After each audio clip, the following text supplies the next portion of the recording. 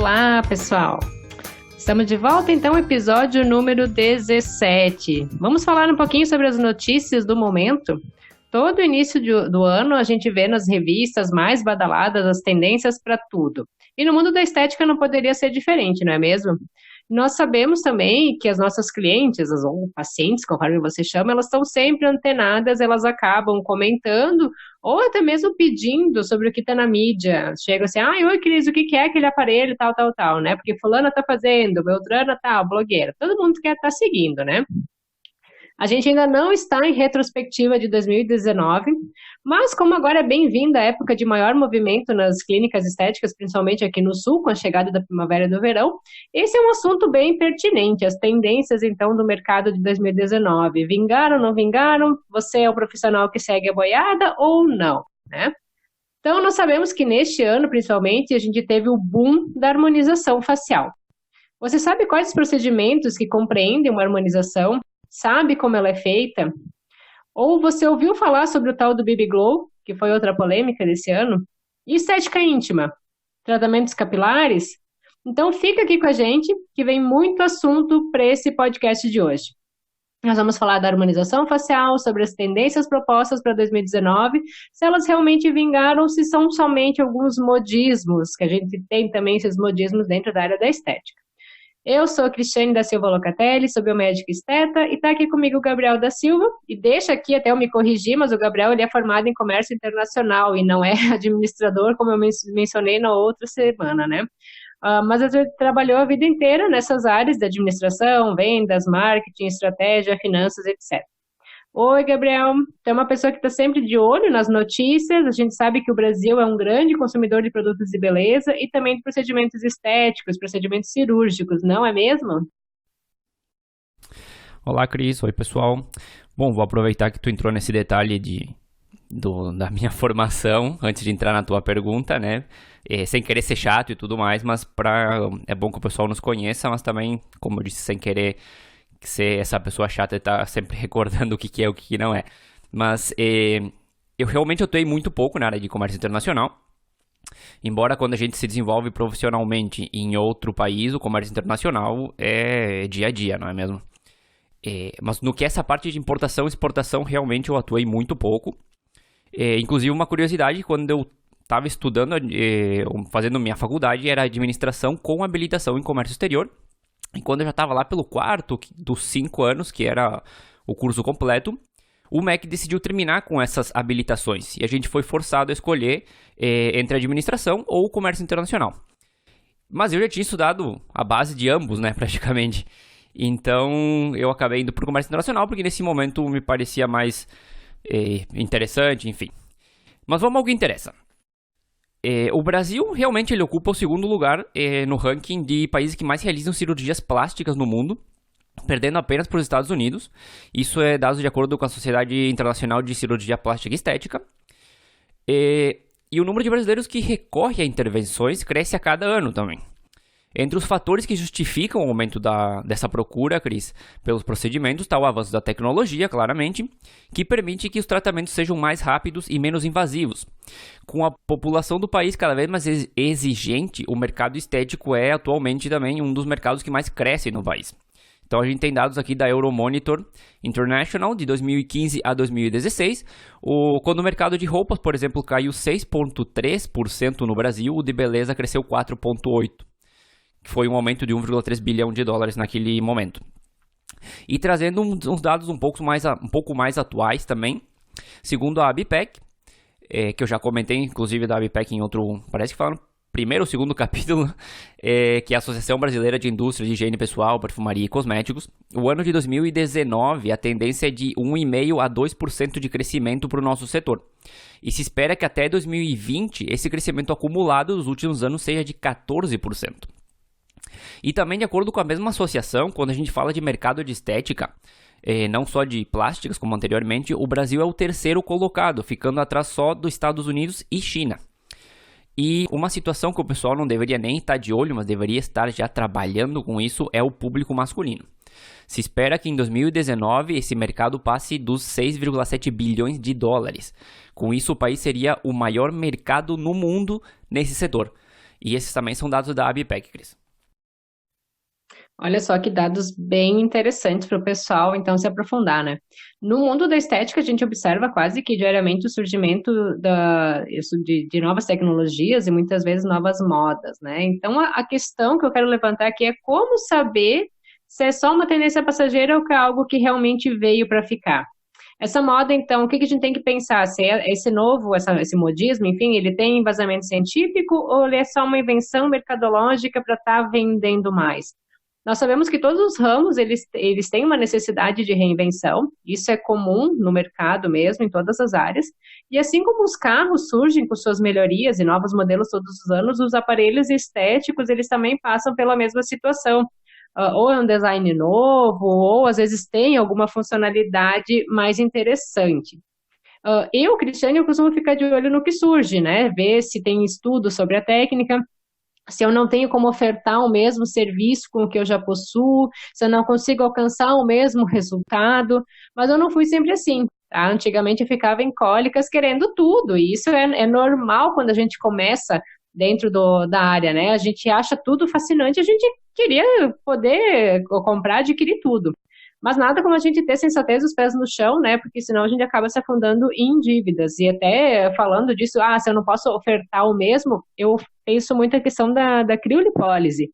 Lá em 2012, por aí, foi quando ela teve o seu estouro aqui no país, e as sessões chegavam a custar R$ 1.000 por acoplamento.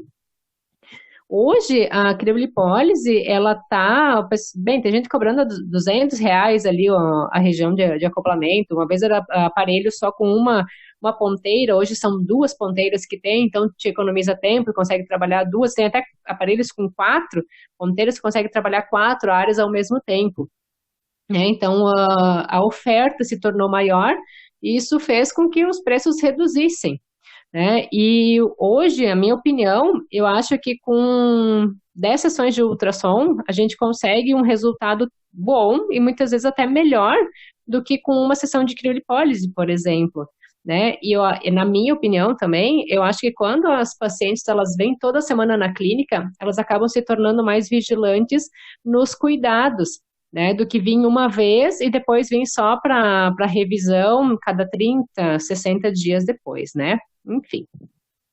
Mas bem, como nós citamos ali a harmonização facial, esse ano de 2019 ela realmente deslanchou. São diversos profissionais que podem realizar, então a oferta do paciente aumentou e muito, e como eu comentei antes, né, acaba entrando também na guerra de preços em função da lei da oferta e da procura. Mas, assim como aumentou a oferta de profissionais que realizam o procedimento, a gente acaba por ver o aumento das complicações também. Até recentemente, se não me engano, foi na sexta-feira passada, dia 20 de setembro, foi veiculado em várias mídias sobre o caso de duas pacientes, onde uma teve o nariz necrosado e a outra teve o rosto deformado após se submeterem ao procedimento realizado por uma dentista. Não estou aqui condenando nenhuma das classes, nós sabemos que a odontologia, a farmácia, a biomedicina, além da medicina, elas podem estar realizando a harmonização facial.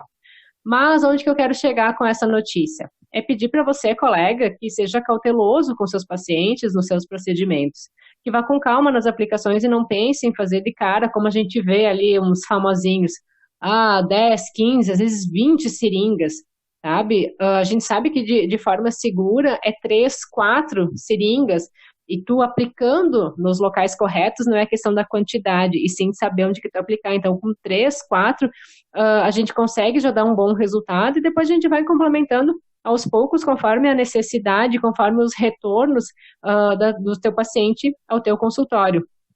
Eu peço muito nessa questão da harmonização facial que façam a revisão de anatomia e, se possível, que façam curso em cadáveres frescos. Hoje já tem disponível o curso no Brasil também, então não precisa ir para os Estados Unidos para estar realizando. A gente sabe que isso faz com que o custo também se torne mais elevado do curso, né? E estudem também a possibilidade de haver complicações e como resolver, porque um erro ele pode pôr em risco toda uma classe sem contar a vida de alguém. Então, além de tu, não é só a questão do saber fazer, e tu tem que saber identificar e como resolver uma possível complicação, sem cair na mão de médicos, né? Porque daí a gente entra em toda aquela briga de ato médico e tudo mais, né? Eu tava aqui pensando no caso da criolipólise, foi bem emblemático, porque realmente quem pegou esse boom inicial e conseguiu aproveitar bem isso, se deu bastante bem. Só que foi um procedimento mais assim, como esses que saem agora de famosos, enfim, que o famoso faz e aí todo mundo quer fazer, e depois ele acaba caindo no esquecimento, ou enfim, todo mundo começa a fazer como tu comentou, e o preço acaba caindo muito e entra esse canibalismo, né, de ninguém quer perder e todo mundo baixa o preço e acaba, tu gosta de usar muito a palavra prostituição e realmente pode aplicar aqui nesse caso. Mas já que a gente começou comentando os números de cirurgias plásticas, Cris, apostar em serviços complementares a ela também seria um bom diferencial, ou não? Ah, com certeza, porque é bem notório o crescimento do número de mulheres e alguns homens, a gente está vendo agora também, que eles acabam realizando uma cirurgia estética. E o profissional que se capacitar em oferecer o tratamento pré e pós-operatório, ele vai sair na frente. Porque isso é questão do que eu vejo na minha vida prática. As pessoas, se elas têm vontade, elas não vão deixar de fazer a cirurgia. Entra também aquela questão da mente, a pessoa acha que vai lá, vai fazer a cirurgia e está tudo resolvido. Então, ela não vai cuidar tanto da questão dos hábitos. A maioria dos pacientes, eles querem uma solução imediata de todos os problemas, eles acabam vendo isso na cirurgia plástica, né? Elas acham que vão sair de lá lindas, perfeitas, e como elas veem na mídia. Só que até ficar perfeito, tem muito caminho que percorrer. O pós-operatório, quando não for em muitos casos até a preparação do tecido para cirurgia, são raros, mas alguns médicos eles até pedem que a pessoa faça sessões de ultrassom, dependendo do tipo de gordura que a pessoa tem, faça sessões de ultrassom pré-procedimento, porque isso facilita uma lipoaspiração, por exemplo. Mas é muito importante a gente fazer o pós-operatório para recuperação mais rápida, né? É para facilitar o nosso metabolismo a voltar às condições normais. Então, aqui a gente entra no pós-operatório com drenagem linfática, o ultrassom, quando é pós-operatório recente, e em casos mais tardios, a radiofrequência, quando acabou ficando aquela fibrose. Então, a gente tem que cuidar um pouco a questão da temperatura, que vai estar trabalhando a radiofrequência, pode entrar uma endermo, mas principalmente ultrassom e drenagem linfática, eles estão presentes no pós-operatório. Claro, nem no caso da cirurgia, nem sempre o rápido e imediato pode ser a melhor solução também, né? E falando de harmonização, Cris, ela é feita somente com preenchedor com ácido hialurônico? O ácido hialurônico, ele é o mais usado atualmente nos preenchedores, mas existe também o PMMA, né, que a gente deve considerar, ele não é tão assustador como o pessoal pensa. Hoje já existem produtos produtos melhorados do que se tinha uma vez, né? Mas o preenchimento, ele parece ser a estrelinha da harmonização facial. Só que todos os procedimentos que visam deixar uma face mais harmônica, eles fazem parte desse termo, inclusive a questão ortodôntica, né? Tem pessoas que têm um problema ortodôntico que desarmoniza a sua face, então tu fazendo essa correção já melhora bastante. O que a gente tem então dentro da estética, tá? O Botox, os fios de sustentação ou os fios de PDO, para estímulo de colágeno, os bioestimuladores de colágeno, que aqui entra o ácido polilático, a hidroxipatita de cálcio, o microagulhamento também faz parte, a mesoterapia facial, a bichectomia e a lectomia, no caso dos dentistas que podem estar realizando. A lectomia é um nome novo que está surgindo agora, que é tu diminuir as asinhas do nariz. As pessoas que têm o nariz mais aberto, então tu consegue fechar um pouquinho as asinhas do nariz. A lipo de papada, que pode ser cirúrgica quando realizada por um médico ou por um dentista, ou então enzimática, que pode ser feito pelos outros profissionais, os outros que eu digo entre farmacêuticos e biomédicos. E óbvio que não são todos os profissionais que vão estar realizando todos os tipos de procedimento que eu mencionei, né? Como eu já fui ali elencando, cada classe de profissional pode estar realizando. Então, cabe consultar com o seu conselho de classe, o que ele permite, quais são os procedimentos, tu como um esteto que tu pode estar realizando, mas acima disso, tem que se preparar para poder realizar esse tipo de tratamento. Realmente, é muito importante essa dica de consultar para saber se a gente está apto a realizar o tratamento ou não. Mas vamos a mais uma tendência. Ao menos ela rendeu algumas não várias matérias, que foi o tal do BB Glow.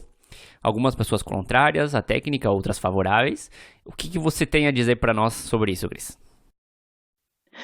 Pois é, esse BB Glow, ele deu o que falar, ele foi polêmico, tem quem ama, tem quem odeia. Até nesse último final de semana, eu estava conversando com uma amiga que ela está morando em Portugal e me mandou um áudio, Cris, como é que tá a história do BB Glow ali no Brasil? Porque aqui tá maior febre. Eu vi uma pessoa que fez, gente, ela saiu com uma pele de porcelana, ela estava ali impressionada, uma colega da área, esteta também, enfim. Eu, Cristiane, eu não sou favorável à técnica, tá? Como é que é feito? Ele é um aparelhinho, como uma caneta de microagulhamento, onde que tu vai aplicar sobre a pele, o produto tu aplica sobre a pele como se fosse como um creme. Depois, essa canetinha de microagulhamento, ela vai fazendo as microperfurações e o produto vai penetrando ali na tua pele, vai ser permeado na tua pele através dos microcanais que essa canetinha vai estar abrindo, tá? Então, tem a questão o quê? De acertar a tonalidade da pele, para tu não ficar com diferença de cor do rosto para o pescoço, para o colo. E também a questão de realizar a técnica de forma correta, de forma séptica e tudo mais. É um procedimento que estava sem Anvisa, mas nesse ano acabou saindo o registro, só que não é para quem já está realizando a técnica. A Anvisa não aprovou a partir, ela aprovou a partir daquele momento. Então, o que vem agora virá com registro, mas quem já executava a técnica não tem registro de Anvisa, tá? Eu, Cristiane, particularmente, eu não sou favorável à técnica. Ok, como a minha amiga falou no primeiro momento, tu fica com uma pele de porcelana, só que eu pergunto, eu questiono, quais são os efeitos a longo prazo? Né? O pessoal que nos escuta ali do outro lado, o que pensa, como é que vai ser essa pele daqui 6 meses, um ano, enfim, tá? Por quê? Tu tá depositando esse pigmento embaixo da pele, tá? No momento que tu deposita esse pigmento, nosso organismo ele vai tentar fagocitar ali dentro todo o processo inflamatório e recuperação da pele. Então, o que vai acontecer ao longo prazo com isso? Tá? O que esses pigmentos contêm? A gente sabe que tem metais dentro desses pigmentos. Então, ok, tu vai estar ali veiculando e permeando alguns metais pesados, alguns produtos às vezes até tóxicos embaixo da tua pele. Quais são esses metais presentes nessas pigmentações, nessa tinta? Porque a propaganda, quando tu olha, né, de quem executa, diz que é um pool de vitaminas, que tem vitamina C, que tem fator de crescimento, que tem ácido hialurônico e tal.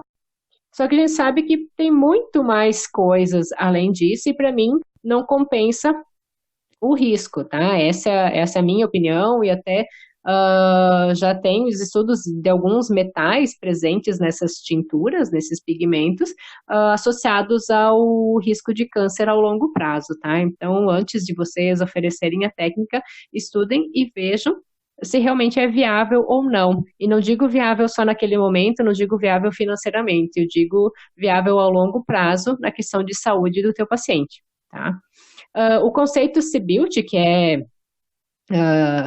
China Beauty, uma coisa assim, ele está bem em alta, né? Já que a China ela vem dominando o mercado e na estética não seria diferente, só que aqui nós devemos nos atentar também que apesar da gente ter uma miscigenação aqui no Brasil, a gente tem a influência de chineses também, né? Mas é a minoria.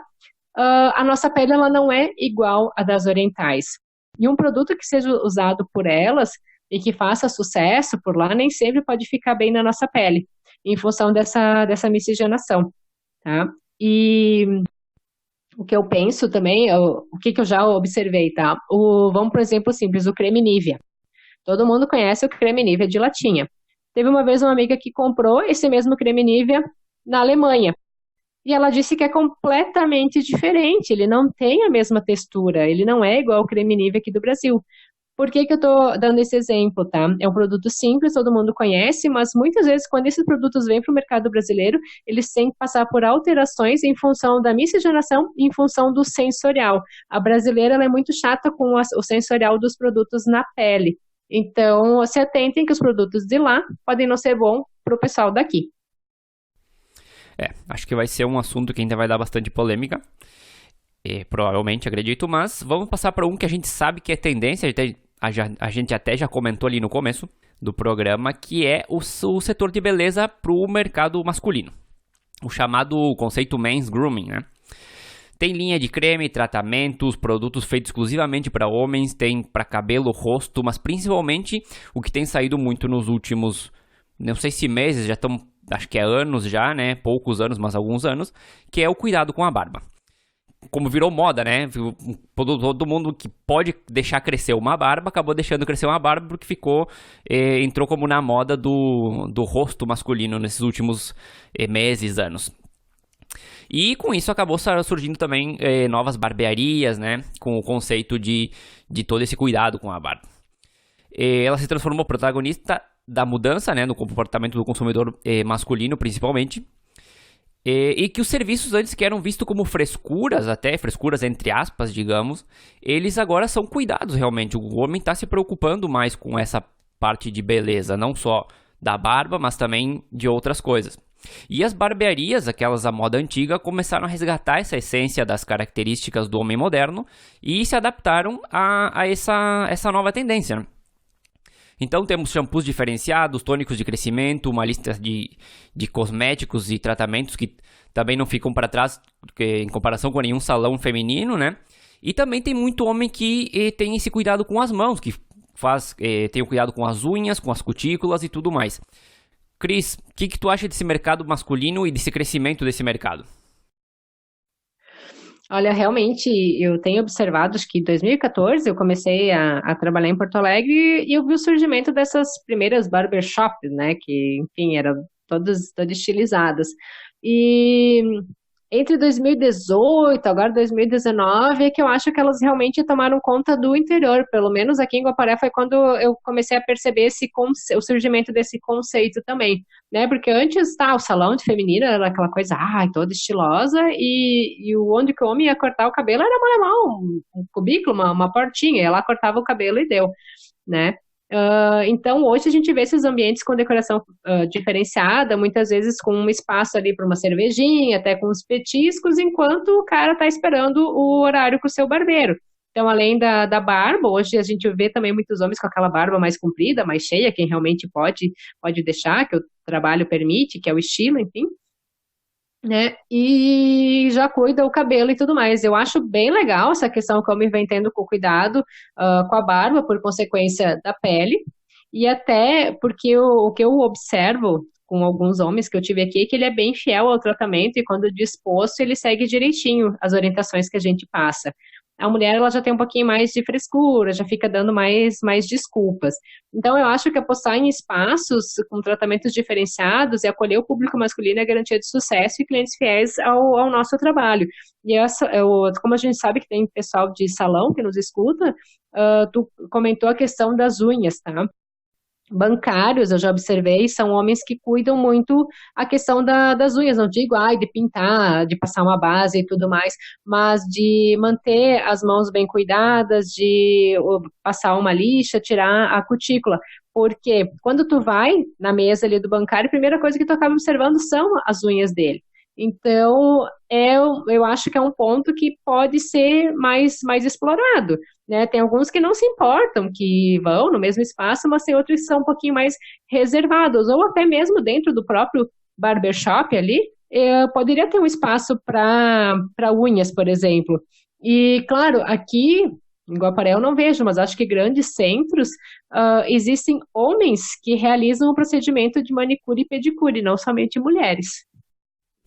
Eu acho que sim. Inclusive a questão da barba não é só se o trabalho permite, mas tem gente que também a genética permite ou não permite, né? Não é todo mundo que cresce barba. E realmente, o que tu falou quando eu era mais jovem, enfim, eu ia no cabeleireiro e era um quadradinho ali, 2, 3 cadeiras pra sentar e cortava o cabelo em 5 minutos e ia embora. Não existia nada dessa modernidade, todo esse trabalho que se faz hoje em dia, que eu acho bem legal, inclusive. Mas vamos passar para outro assunto, Cris, que é estética íntima. Eu tenho alguns dados aqui, eu até não consegui encontrar o organismo que realizou o estudo, mas diz que o interesse por estética íntima aumentou cerca de 24% entre dezembro de 2017 e dezembro de 2018. Então, o movimento indica que a procura também deve estar se intensificando nas clínicas, e os profissionais com interesse nessa área, né, obviamente podem aproveitar talvez a oportunidade para sair na frente. Sim, tu sabe que até eu estava aqui observando, eu tenho meu aparelho de radiofrequência, acho que desde 2012, e ele já vem com os eletrodos autoclaváveis, né? Eu não sei se eles já estavam pensando nessa questão da estética íntima ou não, mas enfim, tá aí, eu acabei nunca usando. Eu até estava discutindo aqui com as gurias que trabalham comigo sobre essa área, já que são poucos os profissionais que gostam de trabalhar, né, a não ser quem faça depilação a laser, enfim. E a gente sabe que os cuidados necessários, tanto pelo profissional quanto pelo paciente em casa, eles são bem importantes, porque, por exemplo, a maioria das mulheres tem essa região um pouco escurecida. Então, tu vai entrar, vamos, um exemplo aqui, né, escurecida e flácida, então tu vai entrar somente com uma radiofrequência, esse calor, ele pode acabar piorando o escurecimento, então quem sabe a gente não faz antes um peeling para clarear e depois trata a questão da flacidez, né, já tô dando aqui umas dicas pro pessoal. E o cuidado que a gente sabe que tem que ter pela parte do paciente em casa é que é uma região de bastante atrito. Então, a paciente ela tem que cuidar esse ponto para não acabar tendo um novo escurecimento, né? Mas, dentre os procedimentos capazes a gente tratar essas desordens estéticas ao nível íntimo, né? Então, em primeiro lugar, a gente tem a radiofrequência, inclusive com estudos já, em região íntima, e já vi resultados bem legais, bem interessantes. A carboxiterapia, só que a gente sabe que a carboxiterapia é um tanto dolorido, mas dá um resultado bem bacana também para a flacidez dos grandes lábios. E a ultracavitação. A ultracavitação entraria mais ali na região do Monte de Vênus, que muitas mulheres têm um acúmulo de gordura bem importante. Até vou fazer a piadinha aqui, o famoso capô de fusca, né? Para alguém que não consiga visualizar aqui a situação. Então, a flacidez da região e bem como excesso de gordura nessa área, ele pode ser eliminado com uma combinação poderosa de tratamentos que vocês podem estar desenvolvendo o protocolo dentro da clínica. Só lembrando que no caso da radiofrequência, tu tem que utilizar os eletrodos que eles podem ser autoclaváveis e todo uso ele deve passar por esse processo, tá? Então, de forma geral, eu acho que a estética íntima ela requer muitos cuidados, mas sem dúvida ela proporciona resultados incríveis, tanto estéticos quanto de autoestima, porque parece bobagem, mas muitas mulheres elas se incomodam realmente com a sua região íntima e atrapalha até a sua relação conjugal. Então eu acho que vale a pena conhecer. Quem sabe tu faz um questionário, um estudo para ver a necessidade das tuas clientes, da tua região e começa a investir nessa área, né? Tá aí uma área bem interessante que, claro, não é para todo mundo, vai ter que ver se a pessoa gosta de trabalhar com isso ou não, mas que pode desenvolver um mercado interessante até para se diferenciar da concorrência, né? Mas eu acho que esse ano, Cris, como nunca, tem se falado muito em saúde integral, inclusive em terapia holística e tudo isso. Tu concorda com essa abordagem do paciente como um todo? Com certeza, eu concordo. Inclusive, eu já falei aqui que a gente acaba sendo terapeuta do nosso paciente, por causa que ela deita na maca e ela acaba ali relaxando e, enfim, né, desabafando e contando várias coisas. A gente só tem que cuidar para a gente não ser esponja, né? Que eu acho que tudo é energia nesse mundo, então a gente tem que cuidar para não absorver essas energias, às vezes, pesadas da nossa paciente e carregar isso conosco, né? E eu acho que hoje o dia a dia agitado, as situações constantes do estresse, ele acaba sendo um gatilho para muitos problemas de saúde. Então, a gente acaba tendo a necessidade de desacelerar um pouquinho, e isso faz crescer a necessidade de cuidados com a saúde e o bem-estar, porque não basta a gente somente ter uma aparência saudável, né? Isso já não é o suficiente.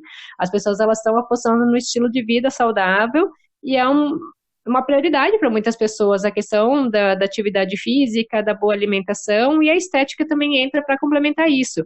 Então, a gente tem que acabar enfatizando e estimulando esses bons hábitos nas nossas pacientes, até para a gente poder ter os melhores resultados.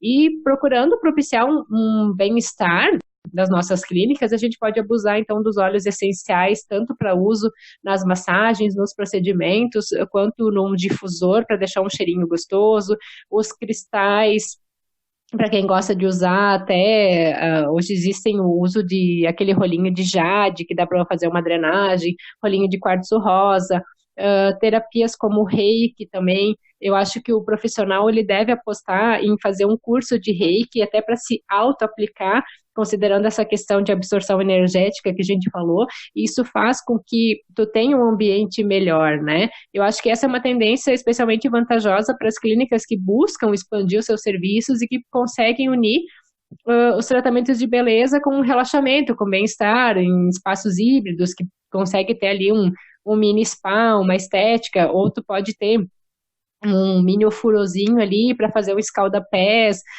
um mimo, né? Acaba sendo um mimo para tua paciente, ela tá fazendo, sei lá, um tratamento facial, tu acaba fazendo uma massagem no pé, né? Enfim, né? São coisas de bem-estar e um plus, um extra que a gente consegue estar oferecendo um diferencial. E, além disso, muitas pessoas estão muito na onda verde, utilizando produtos orgânicos. E eu acho que o mercado da beleza ele é impulsionado pelo crescimento da preocupação com a saúde, alimentação natural, e começa a consolidar, então, opções de produtos para o corpo, para a pele, para o cabelo, que são desenvolvidos com ingredientes mais adequados a esse estilo de vida saudável, que tem o selo EcoCert, que não faz testes em animais e tudo mais. Então, além da preocupação com a saúde, os novos consumidores eles também estão preocupados com o meio ambiente e o impacto que os produtos que as pessoas estão utilizando causam nele. Muitas empresas cosméticas já estão entrando nessa onda também. Claro, bem interessante essa parte. Inclusive, estamos essa semana, como a gente está gravando essa semana, para quem escutar depois, talvez não seja tão pertinente, mas estão essa reunião da ONU, onde estão comentando justamente toda essa parte de meio ambiente, de problemas globais com o nosso clima, né? Mas antes de finalizar, Cris, e até com medo de ser um pouco repetitivo, porque a gente já comentou isso acho que lá no episódio 1 ou 2 sobre o mercado da estética, a gente não poderia terminar sem falar do aumento da terceira idade e as oportunidades e desafios que isso traz para o nosso setor também. A tendência é que a gente tenha uma população com mais idade, com mais expectativa de vida, mas que também vai continuar a querer se sentindo bem, vai querer envelhecer com saúde e também com beleza. Então, é uma área que a gente tem que começar a trabalhar já agora, porque em alguns anos a gente vai ter talvez esse boom de pessoas com maior idade e que vão estar procurando nossos serviços.